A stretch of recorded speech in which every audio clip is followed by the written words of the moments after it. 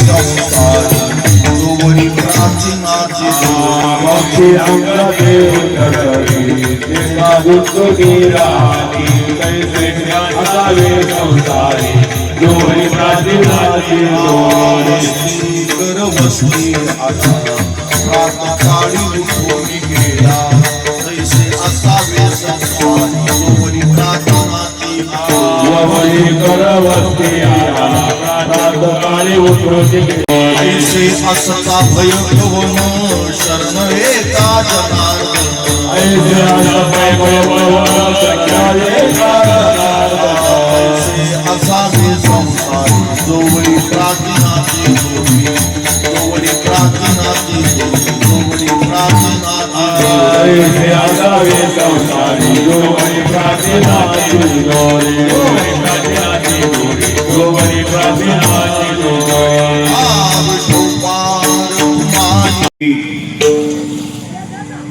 मुलाच्या खांद्यावर आईनं जावं बापानं जावं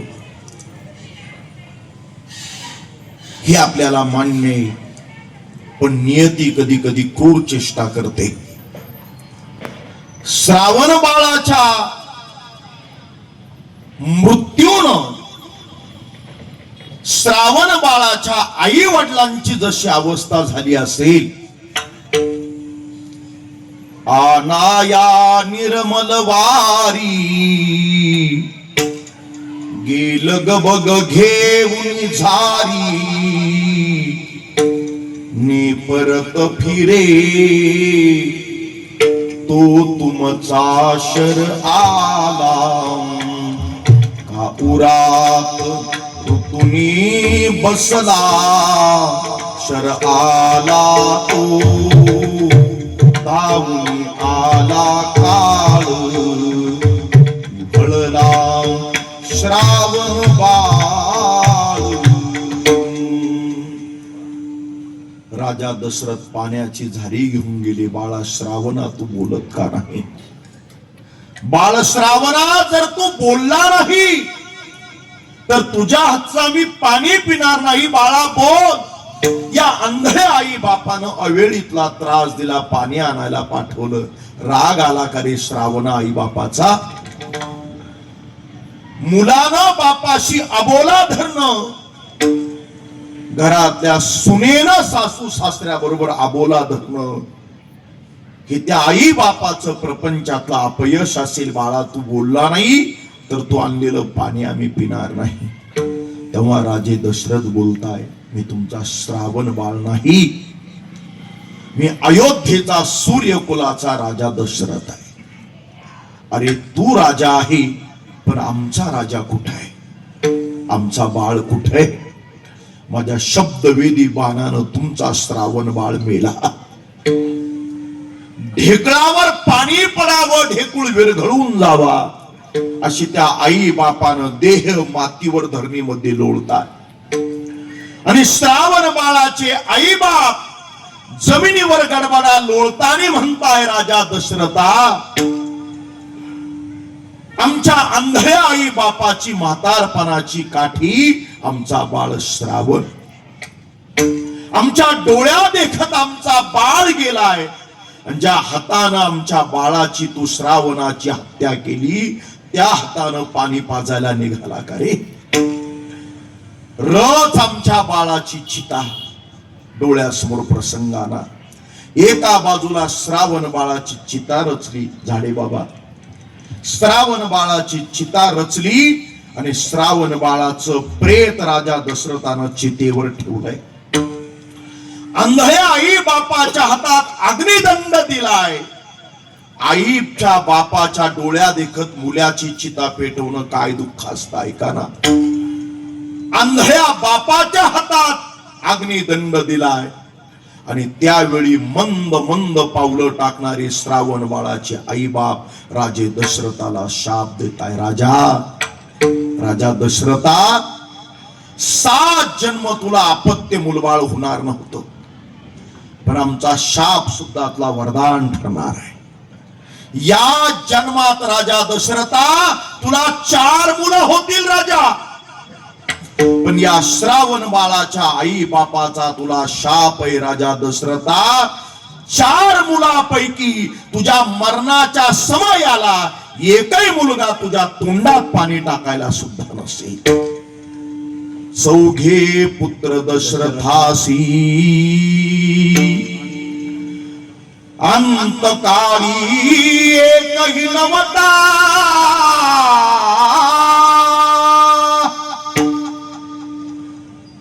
श्रीराम राम कही राम राम.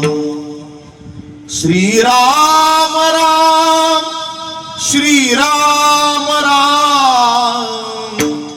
राम राम राम म्हणत म्हणत राजा दशरथ नावाच्या बापानं प्राण त्याग केला. आई बापाचं दुःख मोठं असतं. दत्तात्रय भाऊंचं जाणं आई बापा करता दुःखच आहे. बाबांचंही नाव रामधन आहे म्हणून मी जाणीवपूर्वक हा विषय मांडला. मातोश्री सुमन आईच्या डोळ्यात त्यांचे सुपुत्र गेले. आणि आणखी एक मुद्दा सांगतो.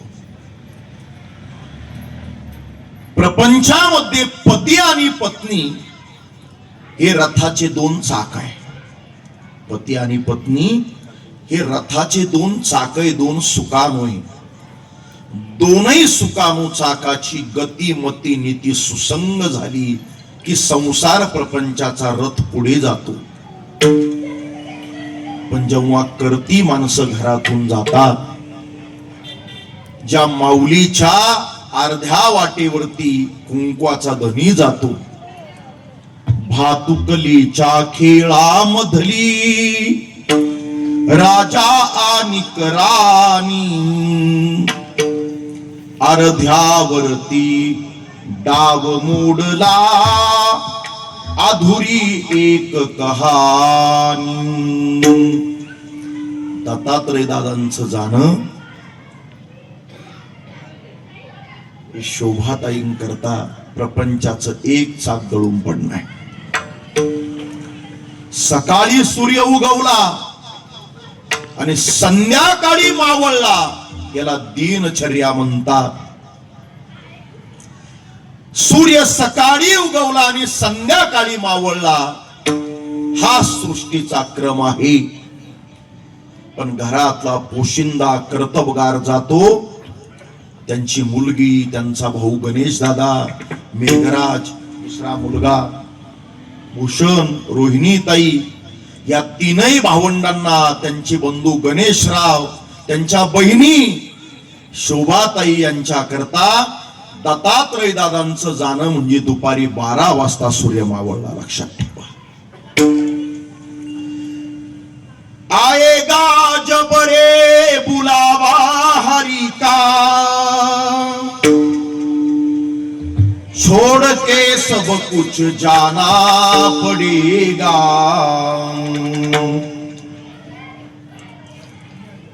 परंतु विधात्यानं नियतीनं जे काही मांडलंय, नियतीनं जे काही ठरवलंय त्यात आपण बदल करू शकत नाही, त्यात इंटरफेअर करू शकत नाही, त्यात कॉम्प्रोमाइज नाही.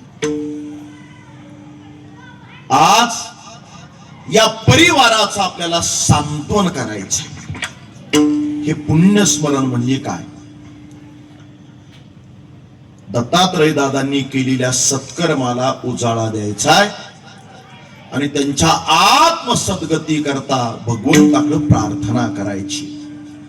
जोपर्यंत व्यक्ती आहे तोपर्यंत त्यांची सेवा आणि गेल्यानंतर त्यांचं स्मरण श्रद्धेनं केलं जावं. श्रद्धेनं केलं जातं त्याला श्राद्ध असं म्हणतात.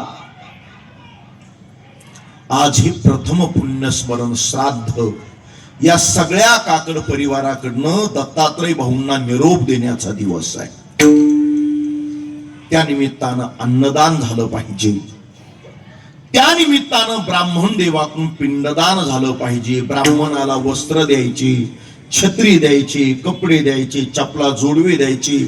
वडगावचे पाटील आता ब्राह्मणही फुगीर झाली, त्याला कोण काय करणार.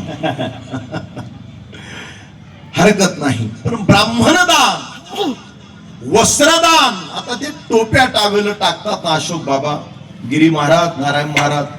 आपण आता लोकांना सांगितलं पाहिजे बरं का दादा, काय सांगितलं पाहिजे, आता हे टोप्या टावेल शाल टोप्या बंद केल्या पाहिजे. बंद आहे ना? वा, भाऊलाल महाराज, तुमच्या सगळ्या ग्रामस्थांना धन्यवाद. काय होतं बघा, त्या टोपी टावेलांची हाल सांगू का? भाऊलाल महाराज, राग नाही ना मानणार तुम्ही ग्रामस्थ? ते सकाळी 10 वेळेला शाल टोपी तीच बारदारीवरून निघाली, बघता काय माझ्याकडं, 12 वाजता वर्ष श्राद्धाला शाल टोपी, पास्त्याला तीच, 1 वाजता मंगल कार्यालयात शाल टोपी तीच, दुपारच्या 4 वाजताच्या वास्तुशांतीला शाल टोपी, संध्याकाळच्या गोंधळाला त्याच पावित्र्याचं हनन होतं. वस्त्रदान सुखाच्या आणि दुःखाच्या प्रसंगात घडलं पाहिजे, घडलं पाहिजे. पण त्याचं पावित्र्य काय सांगतं शास्त्र? सुख आणि दुःखाच्या प्रसंगात समजा बहिणीनं आपल्या दादा करता कपडे घेतले आणि त्या भाऊरायानं परिधान केले, योग्य आहे. सुख दुःखाच्या प्रसंगात दादानं, भावानं आपल्या बहिणी करता साडी चोळी घेतली आणि त्या माय माऊलीनं ती साडी चोळी परिधान केली, बरोबर आहे. आता अनेक लग्नात असं लोक आम्हाला सांगतात बरं का, ती माऊली ढळताना म्हणते, आमची मोरे पाटील मला गमतीनं काल सांगत होते, त्या महिला मंडळी 4 वेळा हात धरतात त्या वरमाईचा, ताई जाऊ का, अक्का जाऊ का, म्हणजे तिला वाटतं बा अक्कानं म्हणावंच लुगडं घेऊन जाय, साडी घेऊन जा. थांबलं पाहिजे, थांबलं पाहिजे. तो माझा आजचा विषय नाही, ओघानं आलं म्हणून बोललो. वस्त्रदान, पिंडदान, अन्नदान, ब्राह्मणदान आणि या टाळ मृदंगाच्या जयघोषामध्ये हे भक्तीचं ज्ञानदान. बघा, हे चर्मवाद्य बोलतय. आमच्या अविनाश महाराज महाराष्ट्रातल्या मोठ्या यादीतलं एक नाव आहे, त्यांच्याकरता टाळी वाजवा. अविनाश महाराज मृदंग बोलतो, कीर्तनकार बोलतो, गाणारा बोलतो, यात नवल नाही. आमच्या वारकरी संत परंपरेत मृदंग सुद्धा बोलतो. ही संप्रदायाची सेवा आहे. विठ्ठला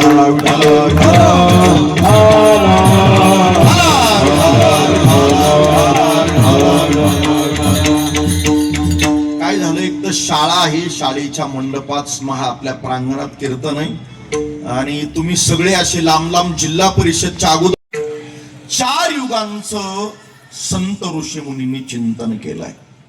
कृत, त्रेता, द्वापार आणि कली अशी 4 युग सांगितली. बरं, कृतयुगामध्ये मानव जात आयुष्य होतं 1,00,000 वर्षाचं. त्रेतायुगामध्ये मानव जातीचं आयुष्य होतं 10,000 वर्षाचं. 1,00,000वरचा शून्य कमी झाला की 10,000. द्वापार युगामध्ये मानव जातीचं आयुष्य होतं 1,000 वर्षाचं. 10,000वरचा शून्य पूज्य कमी झाला 1,000. आणि कलियुगामध्ये 1,000वरचा पूज्य शून्य गेला आणि देवानं कलियुगामध्ये माणसाला आयुष्य दिलं. अल्पायुष्य मानव देहा, शांत कबीर त्या घरात खाया, माझे बाळ कोकिला रोगशाया, काय वचनाची उरली ती पायगा, वचनाची उरली ती पायगा,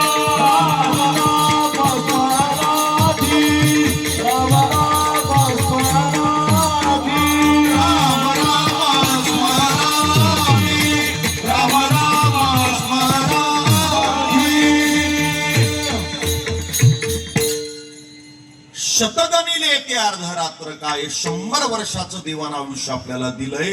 त्यात अर्ध आयुष्य आपलं झोपेत जाणार आहे. निरोगी राहण्याकरता माणसानं 7-8 तास झोपलं पाहिजे, झोपलं पाहिजे. आमचे गुरुवर्य प्रातस्मरणीय वैराग्यमूर्ती गुरुवर्य विठ्ठल महाराज गुले बाबा ज्ञानेश्वरी शिकवायचे 4थ्या वर्षाला. बरं का नारायण महाराज, माणसानं घरदार संसार बायको मूल प्रपंच याकरता वेळ दिला 8 तास, हरकत नाही. समाजकारण, अर्थकारण, राजकारण वगैरे याकरताही वेळ दिला 8 तास, हरकत नाही. आणि 7-8 तास झोपलं, 8 + 8 = 24 दिला संसाराकरता वेळ. जरा भवलाल महाराज आपली परवानगी घेऊन ग्रामस्थांची बोलतो. 24 तासातला संसार हा कधीच पूर्णत्वाला गेला नाही, जाणार नाही.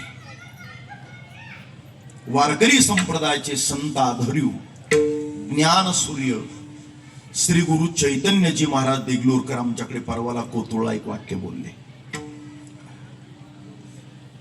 त्यातला 15 मिनिटाचा वेळ जर आपल्या आत्मउद्धाराकरता करा, काढा बाजूला. 23 तास 45 मिनिटं संसारच करा, हरकत नाही. किती माऊली? 23 तास 45 मिनिटं संसार केला, प्रपंच जबाबदाऱ्या पूर्ण केल्या, हरकत नाही. पण 23 तास 45 मिनिटाचा संसार दुःख दिल्याशिवाय राहणार नाही, अपूर्ण राहणार आहे. त्याचं नाव आहे संसार.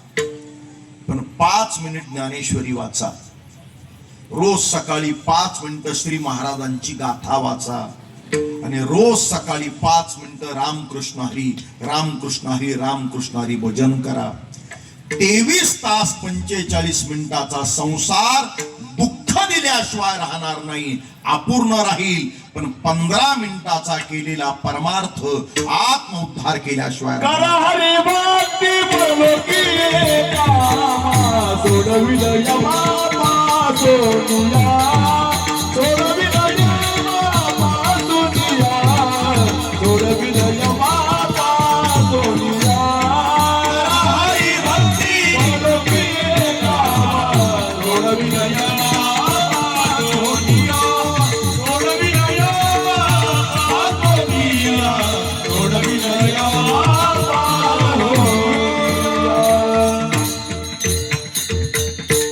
बघा, लोकांकडे पैसा प्रतिष्ठा काही कमी नाहीये. ज्या सिकंदरानं, त्याचं नाव होतं अलेक्झांडर, त्यानं जग जिंकलं होतं. पण त्यानं मरण्या अगोदर काही सूचना काही दिली होती की मी मेल्यानंतर माझे दोन्ही हात रिकामे ठेवा. जगातले तज्ञ डॉक्टर जे मला जगवायला निघाले होते ती माझ्या अंत्ययात्रेत सहभागी करा. आणि मी कमवलेलं जगातलं सगळं धन, जे जग जिंकून आणलं होतं, ते सगळं धन रस्त्याच्या दुतर्फा मांडा. रस्त्यानं जाताना माझ्या प्रेताचे हात असे मोकळे ठेवा. जगाला कळू द्या, सिकंदरानं जग जिंकलं अलेक्झांडरनं, पण तोच अलेक्झांडर सिकंदर सुद्धा आज रिकाम्या हाताने एकटा चाललाय. मग इथे नचले काही सत्ता संपदा राहील जाई ते जाई, पुढे संस्कृत जाईल वाई. तुका म्हणे तरी इथे नचले काही सत्ता संपदा राहील जाई ते जाई, संस्कृत जाईल वाई. तुका म्हणे तरी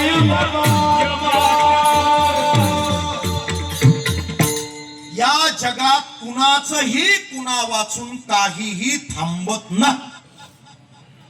अगदी काल परवाची घटना, त्या विमानाच्या पायलटला टेक ऑफ म्हणजे उड्डाण करता आलं पाहिजे, पण त्याच विमानाच्या पायलटला ते विमान लँडिंग करता आलं पाहिजे, जमिनीवर उतरवता आलं पाहिजे. आत्ता महाराष्ट्राचे लोकनेते, नामदार, उपमुख्यमंत्री दादांचं दुर्दैवी अपघाती निधन झालं. त्यांच्याही पवित्र स्मृतीला अभिवादन करतो. गेले दादा, गेले, पण एवढं मोठं महाराष्ट्रातलं बलाढ्य नेतृत्व गेल्यानंतर सुद्धा 8 दिवसांनी महाराष्ट्र पुन्हा जशाला तसा सुरू झाला. रामकृष्ण ही आले गेले,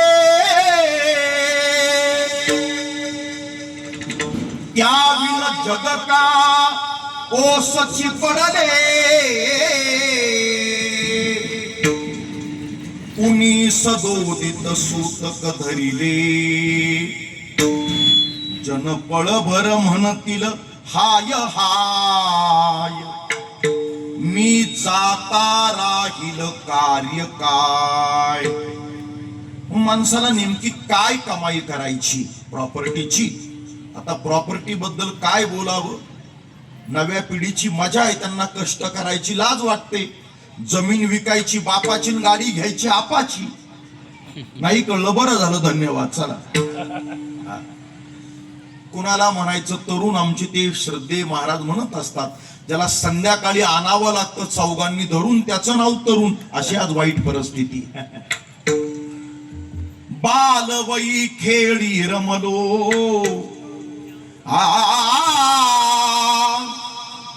बालवई खेळी रमलो तारुण्य नासले वृद्धपण येता वृद्धपण येता दिसे पैल तीर चंद्रबाहू पांडुरंग चंद्रबाहू पांडुरंग मन करा थोर मन करा थोर कैवल्याचा चांदण्याला भुकेला कैवल्याचा चांदण्याला भुकेला चराचर पारण्या हो जाहला उशीर. क्षणाक्षणाला आपलं आयुष्य संपत. आपण मरणाच्या जवळ जातोय, लक्षात ठेवा. आता नवी पिढी म्हणते वाढदिवस, वाढ नाही घड दिवस आहे. इंग्रजीमध्ये पाश्चिमात्य संस्कृती वय लिहिताना असं लिहितात 52 इयर्स. श्वास हा जन्म आहे. माझ्याकडे लक्ष द्या. इथला शेवटचा श्वास हा मृत्यू आहे. मधले श्वास हे देवानं दिलेलं ज्याचं त्याचं आयुष्य आहे. अजून सोपं करतो. जन्म ठरवणारा देव आहे, मृत्यू सुद्धा ठरवणारा देव आहे. पण मधले श्वास रूपी आयुष्य जगायचे कशी हे ज्याचा त्याचा ठरवणारा जो तोच आहे. अजून सोपं बोलतो. आम्हाला जन्म माहित आहे, जन्माची तारीख माहित आहे, जन्माचं ठिकाण माहित आहे, जन्माची वेळ माहित आहे. जन्म कुंडली काढणारे ब्राह्मण काका माहित आहे. मृत्यू कुंडली काढणारे काका अजून जन्माला आले नाही. ऐकताय आपण. जन्म कुंडली काढणारे सिन्नर मध्ये भरपूर 5-25 काका ब्राह्मण मिळतील. एखाद्या ब्राह्मण काकाला जाऊन भेटा, त्या काकाला म्हणाव, काका मला जिवंतपणे माझ्या मृत्यूची कुंडली काढून दे. तो त्याच्या डोक्याला हात लावेल, नाहीतर त्याला तोंड झोडायचं मशीन घ्यावं लागेल. कोण दिवसी यम येईल चालून, कोण दिवसी प्राण जाईल घेऊन. जन्म ठरवणारा जसा देव आहे ना, तसं मरण मृत्यू सुद्धा देवानं निश्चित केलाय. त्या मृत्यूची वेळ ज्याच्या त्याच्या कपाळी म्हणजे भाली ललाटी लिहिली. ललाटी मी म्हणत नाही, केदार महाराज नावाच्या कीर्तनकाराचं नाही ऐकायचं, माऊलींचं तुकोबारायांचं ऐकायचं. ललाटीचे लिहिले मृत्यूची वेळ, प्रारब्ध, नशीब आणि मरण कुठं लिहिलंय, कुठं लिहिलंय. ललाटी म्हणजे कपाळी. ते कपाळी लिहिलेलं मरण त्या ठिकाणापर्यंत तुम्हाला मला घेऊन जाणार आहे. कपाळी लिहिलेलं मरणाची वेळ, ठिकाण, निमित्त, त्या वेळेपर्यंत आपल्याला जगवणारे जुनी माणसं म्हणतात, जुनी माणसं म्हणतात देवतारी त्याला. देवानं दिलेले श्वास आहे तोपर्यंत कोणी नाम नावाच्या भगवंताला सुद्धा, रामप्रभूला सुद्धा, मर्यादा पुरुषोत्तमाला सुद्धा सावत्राईच्या आणि बापाच्या एका वचनाकरता 14 वर्ष वनवासाला जावं लागलं. देव होणं कठीण आहे. कृष्ण नावाच्या देवाला सुद्धा सोन्याची द्वारका समुद्रात बुडवावी लागली. देव होणं कठीण आहे. अहो, देवाची मूर्ती होणं कठीण आहे. साहोनी टाकी घाव, सावनी टाकी साहोनी टाकी घाव, सावनी टाकी देव निघाला पाय, देव निघाला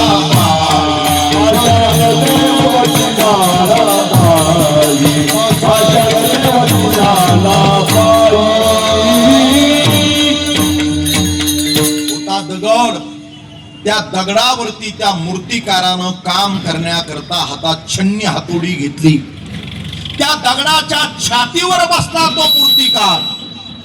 त्या दगडातला अनावश्यक भाग छन्नी हातोडीनं काढून टाकला. त्याला आकार दिला. अनावश्यक भाग काढून टाकणाऱ्या मूर्तिकारानं छन्नी हातोडीचे घाव मारले. होता दगड, पण दगडाचा काय झाला? दगडाचा काय झाला? देव झाला. आपल्या आयुष्यात आपली कुणीतरी पूजा करावी याकरता जीवनातला अनावश्यक भाग काढून टाकला. हे जग आपली पूजा केल्याशिवाय राहणार नाही. विठला विठला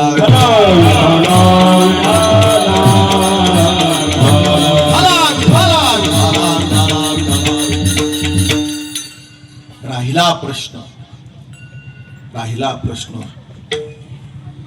संसार. संसार तरी काय?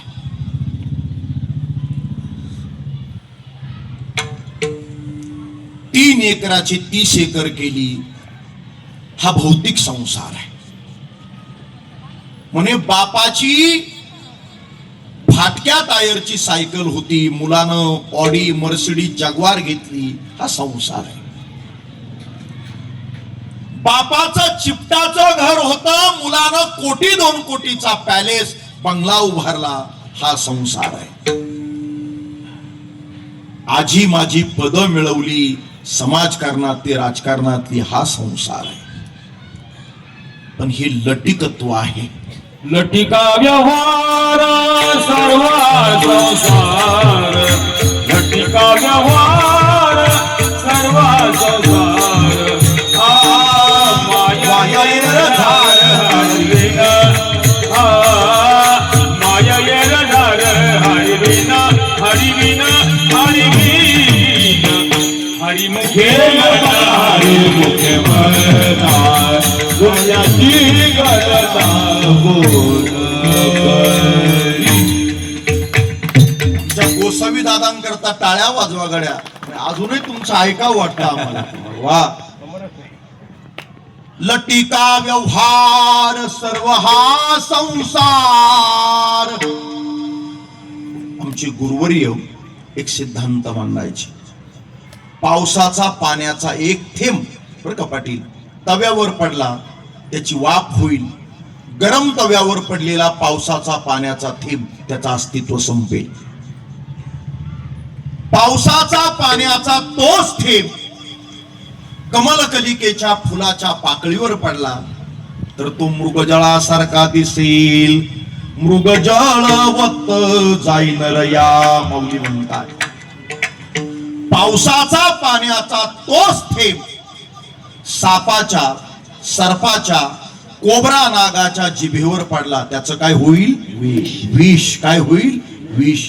आणि पावसाचा तोच एक थेंब कर्मधर्म संयोगानं स्वाती नक्षत्रात शुक्तिकेत नाम शिंपल्यामध्ये पडला तर त्याचा काय होईल?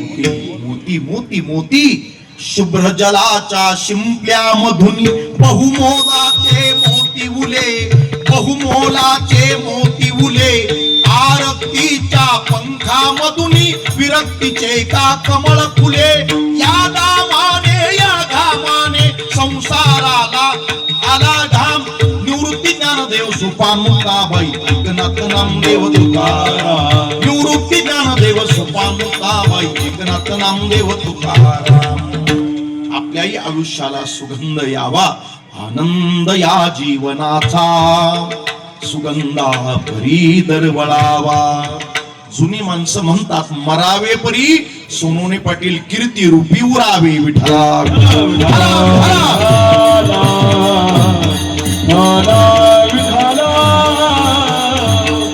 हे तोला मोलाचं वाक्य बोलतो. शाळेची सुट्टी झाली, जाता जाता लेकरे ऐकतील. महाराजांच्या जीवन चरित्रात 4 आडनावांचा विचार आहे. माझ्याकडे लक्ष द्या. मोरे 1, इनामदार 2, आंबिले 3, गोसावी 4. जेव्हा तुकाराम महाराज देहू नावाच्या बाजारपेठेतून व्यापारी म्हणून निघाले, सावकार वाणी असणारे तुकाराम महाराज देहूच्या बाजारपेठेतून निघाले. मोरे इनामदार जहागीरदार म्हणून निघाले. भंडाऱ्यावर जाताना व्यापारी होते, पण भंडारा डोंगराहून परत येताना मात्र ते जगद्गुरु संत तुकाराम महाराज होऊन आले. ही भगवत नाम साधनेची ताकद आहे. आम्हालाही स्वतःमध्ये काही ना काही बदल करावे लागतील. जर तुकाराम महाराज व्यापारी म्हणून गेले आणि जगद्गुरु होऊन आले, किमान आपल्याला माणूस म्हणून तरी जगता आलं पाहिजे. अरे मानसा मानसा कधी होशील माणूस, माणसाच्या माणुसकीला करीतो मी दावा. माणसाच्या माणुसकीला करीतो मी दावा. पंढरीच्या पांडुरंगा अर्ज माझा घ्यावा. 3 प्रकारचा नाश सांगितला. विठला विठला विठला. नाश आहे नाश. एकाला म्हणतात आश्रय नाश, दुसऱ्याला म्हणतात परता किंवा पडता नाश, आणि तिसऱ्याला म्हणतात स्वभाव नाश. काय आहे हे आश्रय, परता, स्वभाव? शास्त्र असं सांगतं, संत वाङ्मय असं सांगतं. एखाद्या भिंतीवरती चित्र काढलं. ही शाळा आहे, या शाळेमध्ये भिंती रंगवल्यात बघा. शाळा मराठी माझी शाळा मराठी. चांगलं ऐकलं बरं का मी काल ते. काल मराठी मातृभाषेचा गौरव दिन होता. झी टॉकीजला मी 12-13 वर्षापूर्वी मांडलं. बाकीचे सगळे कीर्तनकार खपवतात त्यांच्या नावानं, हरकत नाही बर का. पण इंग्रजी भाषा जगाला जोडणारी ती आली पाहिजे. पण मराठी शाळेच्या प्रांगणात कीर्तन आहे म्हणून जाता जाता बोलून जातो. कालच्या दिवसाचं आज अभिवादन करतो, शुभेच्छा देतो आणि मग पुढे जातो. इंग्रजीमध्ये A to Z अशी 26 अक्षर आहे आणि मराठीमध्ये अ आ ई पासून ज्ञ पर्यंत स्वर व्यंजनासह 52 अक्षर आहे. 26च्या दुप्पट 52. झाडे महाराज इंग्रजी भाषा शिकवताना ते गुरुजन त्या मुलाला शिकवताना, विद्यार्थ्याला शिकवताना A for apple, B for ball, C for cat, A for apple फळापासून इंग्रजी शिकवायला सुरुवात करतात.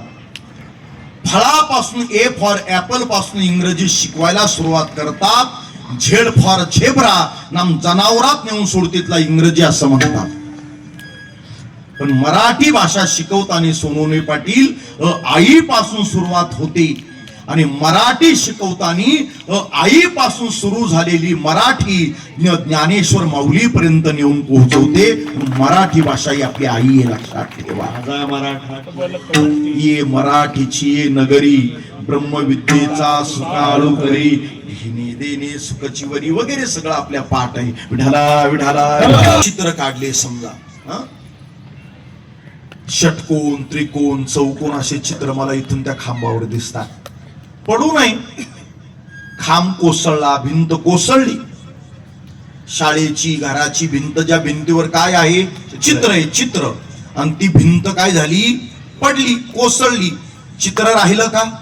चित्राची होय माती, चित्राची होय माती, चित्राची होय माती, चित्राची होय माती. पडून गेली या भिंती, पडून गेली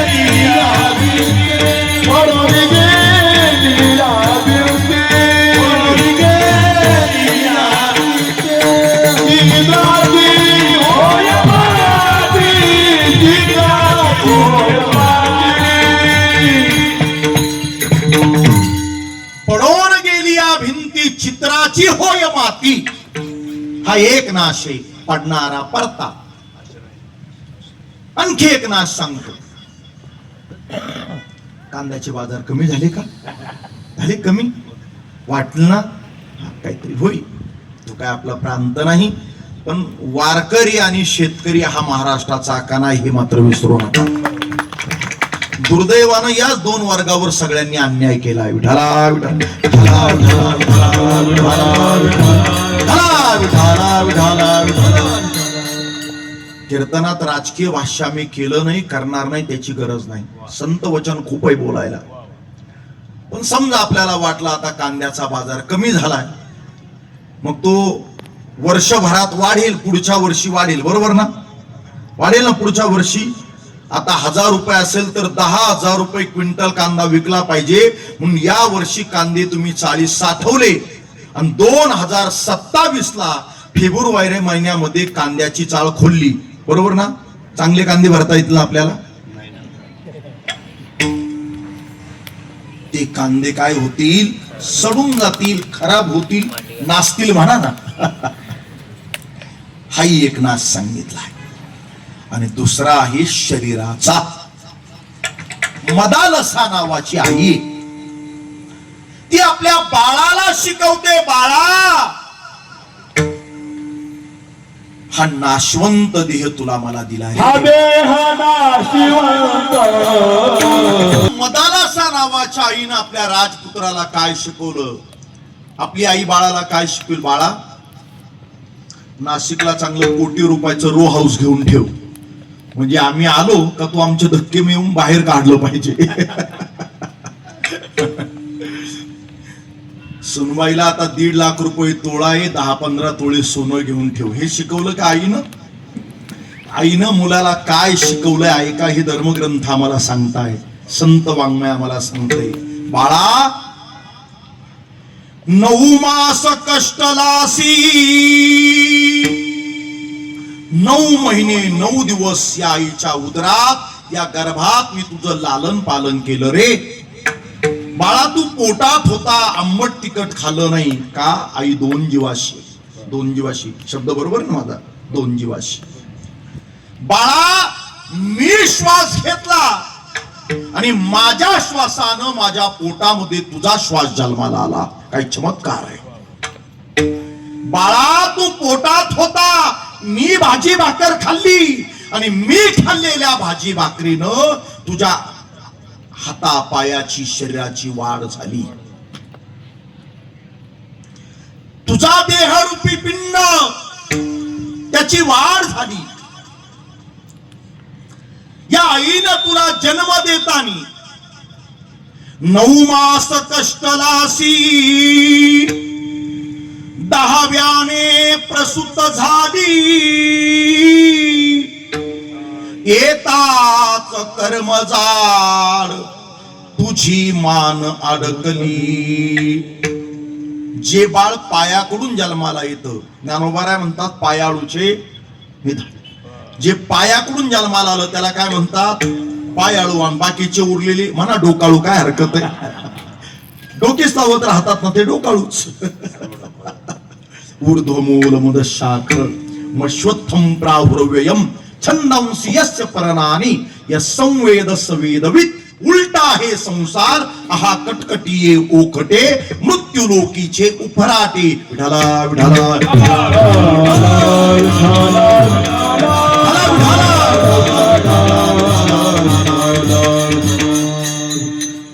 चामडीनं झाकलं शरीर, मलमूत्र विष्ट आहे या शरीरात.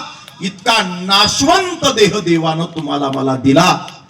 पण महापुरुषांनी या नाशवंत देहाला नामवंत केलं. शरीर रोगाचं भांडार आहे, दुःखाचं कोठार आहे, दुर्गंधीचं थार आहे. इतकं अपवित्र शरीर, या नाशवंत देहाला, शरीराला महापुरुषांनी नाशवंताचा शरीर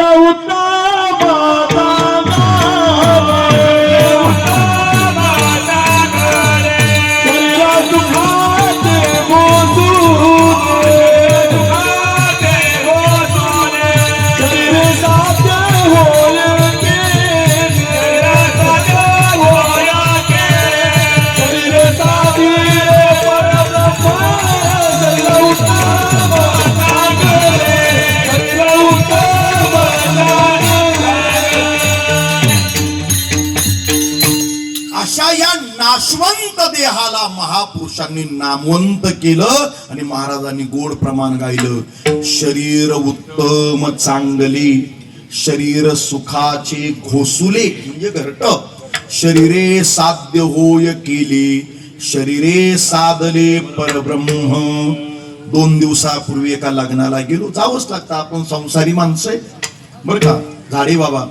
आणि त्या लग्नाला उशीर झाला, 1:45 2 वाजले लग्न लागायला. नवरी उशीर आली नवरी. आमचे मोरे पाटील महाराज आमच्या बरोबर होते. त्यांना विचारलं, म्हटलं मोरे पाटील नवरी का उशीर आली? काय नाही म्हणे महाराज मेकअप करायला जरा उशीर लागला. म्हटलं असला काय मेकअप होता? मला मिळालेली माहिती अशी त्यांनी सांगितली. त्याने महाराज मुलीच्या एकटीच्या मेकअपचा खर्च 50,000 आहे. म्हटलं धन्यवाद. टाळ्या नाही ना वाजवल्या, नका वाजवू. माणसं चमडीवर प्रेम करतात गाड्या. काय करतात? चमडीवर. त्याला कधीतरी सुरकुत्या पडणार आहे, याचा कधीतरी कापरा होणार आहे, आणि हे शरीर कधीतरी गलित गात्र होणार आहे. लक्षात ठेवा. वाक्य केदार महाराजांचे पण ऐकून ठेवतो. माणसं कपडे ब्रँडेड वापरतात, घड्याळ ब्रँडेड वापरतात, मोबाईल ब्रँडेड वापरतात, गाडी ब्रँडेड वापरतात. हे केदार उवाचे कपडे ब्रँडेड वापरा, घड्याळ मोबाईल ब्रँडेड वापरा, गाडी ब्रँडेड वापरता, हरकत नाही. पण कपडे घड्याळ गाडी सगळं ब्रँडेड वापरता संत विचाराचा ब्रँड घेऊन जगा, मग आयुष्य सुंदर आहे. त्यापेक्षा सुंदर काय? वेगळं सुंदर काही नाही. आणि या आयुष्याचा निरोप घेण्याकरता निघालेले संत शांती ब्रह्म एकनाथ महाराज एक उदाहरण देत आहे पक्ष्यांचं. प्रत्येक जण आपल्याला काही ना काही शिकवतो बर का. एक टिटवी नावाचा पक्षी, टिटवी नाथबाबा म्हणताय, टिटवीची राती त्या अमावस्येच्या पौर्णिमेच्या वगैरे रात्री ती टिटवी टिव टिव टिव टिव टिव टिव करत निघते. रात्रीच्या वेळी स्मशानात जाते.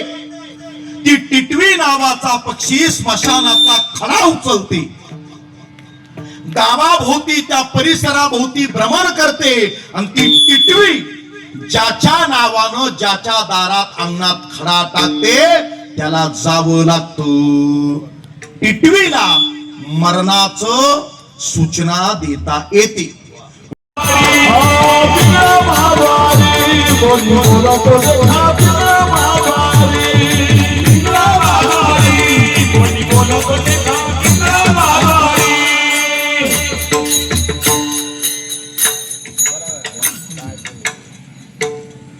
धन्यवाद. लोकांना सेलिब्रिटीचं ऐकायचं झालं आहे की नाही. वर्तमान खोटे दादा, वर्तमान खोटे. सरते शेवटी बा काळ बांधून नेईल, सरते शेवटी बा काळ बांधून नेणार आहे बरं का. प्रत्येकाला काळ काय करणार आहे? बांधून नेणार आहे. आता पिंगळा लोक वास्तुशांतीला म्हणायला लागले, त्यांना द्यावी तेवढे धन्यवाद थोडे. अरे मरणाची सूचना सांगणार आहे तो पिंगळा. हा बरोबर ना बाबा. हो, दुःखाचा प्रसंग आहे. अंगणामध्ये दारामध्ये उतरलेले पक्षी चोचीनं चारा टिपला. उदर भरण झालं, पोट भरलं पक्ष्यांचं. पूर्वी आपल्या दारात पक्षी येतील म्हणून माय माऊली दारात काय टाकायची? दाणे टाकायची. गाईला नैवेद्य द्यायची, घास द्यायची, गोग्रास.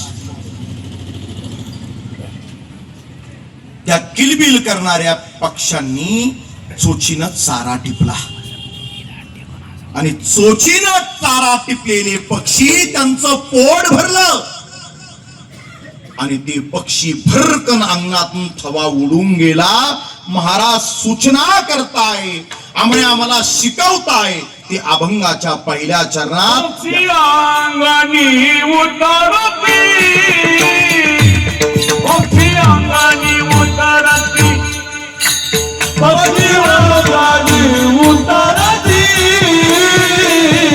पक्षी अंगानी उतरती पक्षी अंगानी उतरती पक्षी अंगानी उतरती पक्षी अंगानी उतरती पक्षी अंगानी उतरती एका गोंधळिया राहती एका गोंधळिया राहती कैसे आसावे संसारी कैसे आसावे संसारी एका गोंधळी राहती एका गोंधळी राहती कैसे आसावे संसारी कैसे आसावे संसारी पक्षी अंगानी उतरती गोंधळिया राहती एका गोंधळिया राहती एका गोंधळिया राहती पक्षी अंगानी उतरती एका गोंधळी राहती एका गोंधळी राहती एका गोंधळी राहती आपल्यालाही या पक्षाकडून हे शिकायचंय. अंगणात उतरला, किलबिल केली, चिवचिव केला, पिलांच्या चोचीमध्ये चारा भरवला, पिलांना पाखरानं मायेची ऊब दिली आणि तो पक्षी भरकन अंगणात उडून गेला. अशी पाखरे येती अशी पाखरे येती आनिक स्मृती ठेवूनी जाती अशी पाखरे येती. दोन दिसांची रंगत संगत दोन दिसांची रंगत संगत दोन दिसाची नाती अशी पाखरे येती अशी पाखरे येती. दत्तात्रय दादांची दोनही मुलं, मुलगी, पत्नी, आई, वडील, भाऊ, गणेश दादा या सगळ्यांना हे दत्तात्रय दादा बंगल्यात घरात लावलेल्या फोटो मध्ये दिसतील. या श्राद्धाच्या मंडपात लावलेली दत्तात्रय दादा दिसतील. पण त्या बहिणींना त्यांचा भाऊराया चालतानी बोलतानी दिसणार नाही. लेक माहेराला येईल, भावांचं आईचं प्रेम आहेच, आजी आजोबाचं प्रेम आहे, चुलत्याचं प्रेम आहे. पण हक्काची थाप टाकणारा बापाचा हाताचा स्पर्श त्या लेकीला मिळणार नाही. त्या दोनही मुलांना घरातला न्यायाधीश, सावली देणारा पोशिंदा, आधारवड नावाचा बाप, त्या दोनही तीनही लेकरांना बाप नावाचा आधारवड, सावली मिळणार नाही. त्या माऊलीच्या सौभाग्याचा धनी चालणारी दत्तात्रय दादा या कुटुंबाला पुन्हा मिळणार नाही. अंगणातला पक्षी भुरकन उडून जावा असंच आहे. ते का गुंतोनी राहती उरामंदी माया त्याच्या काळ्या मेघावानी दाखविना कधी पुन्हा डोळ्यातल पाणी जुजू जुजू संसाराचा काळा हाकला पोटामध्ये हासू जरी कना वाकला घडीभर तू थांब जरा ऐक त्याची धापर लई अवघड हायर गड्या उमगाया बापर उमगाया बापर. तो राखणदार रखवालदार न्यायाधीश बाप आहे, बोलतो चालतो तोपर्यंत कळत नाही. देवाच्या दिलेल्या आयुष्याला आपण बदल करू शकत नाही. राहिला प्रश्न, जो आवडतो सर्वांना तोची आवडे. ज्ञानोबारांनी जगाचा निरोप घेतला वयाच्या 22व्या वर्षी. संत सद्गुरु निवृत्तीनाथ दादांनी जगाचा निरोप घेतला वयाच्या 23व्या वर्षी. आद्य जगद्गुरु शंकराचार्य 4 दिशेला 4 धामाची स्थापना केली. पूर्वेला जगन्नाथपुरी ओरिसा, पश्चिमेला गुजरात द्वारका, दक्षिणेला तामिळनाडू रामेश्वरम आणि उत्तर भारत हिमालयामध्ये उत्तराखंड बद्रीनाथ. आणि वयाच्या 32व्या वर्षी आद्य जगद्गुरु शंकराचार्य केदारनाथाच्या हिमालयात बर्फाच्छादित प्रदेशात वयाच्या 32व्या वर्षी संजीवन समाधी घेतली. आद्य जगद्गुरु शंकराचार्य फक्त 32 वर्ष. स्वामी विवेकानंदांनी जगाचा निरोप घेतला फक्त 39 वर्षाचा विषय. वैराग्य राग रसिक जगद्गुरु तुकाराम महाराज 100 वर्ष या मृत्यूलोकात थांबू शकत होते, काही हरकत नाही. पण वयाच्या 42व्या वर्षी जगद्गुरु तुकाराम महाराजांनी निरोप घेण्याची तयारी केली. आम्ही जातो आमुच्या गावात, आम्ही जातो आमुच्या गावात, आम्ही जातो आमोच्या गावात, आम्ही जातो आमोच्या गावात. आमुचा राम राम घ्यावा, आमुचा राम राम घ्यावा. आजवर होतो तुमचे गावी. आपुल्या किंवा माझी माहेरा जाईन मी आता. निरोप या संता हाती आला.